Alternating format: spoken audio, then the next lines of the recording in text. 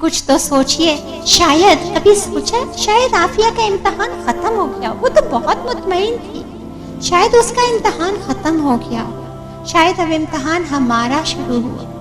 ہم نے کبھی سوچا کہ اگر قیامت کے دن بالفرض ہم سے پوچھ ہو جائے اس بات کی، کیا ہم نے سوچا کہ جب عافیہ کھڑی ہوگی جس کو حضور صلی اللہ علیہ وسلم نے اپنی بیٹی کہا ہے تو ان کے پہلو میں، اور ہم شفاعت کے منتظر ہوں گے، اور انہوں نے سوال کر لیا کہ لوگوں میری بیٹی کے لیے کیا کیا تھا تم لوگوں نے؟ کبھی سوچا ہے ہم نے کہ ہم کیا جواب دیں گے ان کو؟ کیا ہم یہ کہہ کے آرام سے ہو جائیں گے کہ ہم دعا کر رہے تھے، ہم نے چند آنسو بہائے تھے؟ کیا یہ کافی ہوگا ہمارے لیے، ہماری بخشش کے لیے؟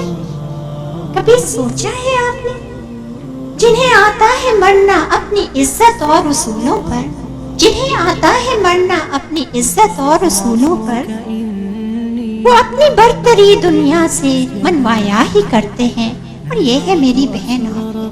لیکن اگر حضور صلی اللہ علیہ وسلم نے یہ سوال کر لیا ہم سے کہ کیا کیا تھا، کیا کیا تھا، کہاں ہے وہ ناموس رسالت پھر جان قربان کرنے والے؟ یہ تو میری بیٹی، میری عزت، میری غیرت کی نشانی تھی.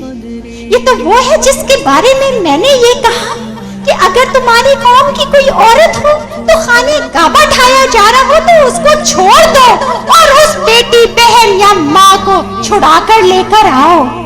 یہ تو وہ ہے جس کے بارے میں اجماع علماء ہے کہ اگر کوئی مسلم عورت کسی غیر مسلم کی قید میں ہو اور اگر ظالمانہ قید میں ہو تو فرض عین ہو جاتا ہے.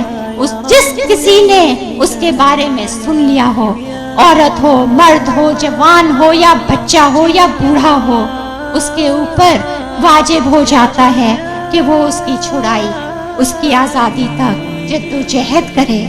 یہ بھی ہے جب یہ سوال اٹھیں گے تو ہم کیا کہیں گے؟ یاد رہے کہ نازک ہے بہت غیرت سلطان مدینہ. آخر میں چھوٹی سی اپیل کہ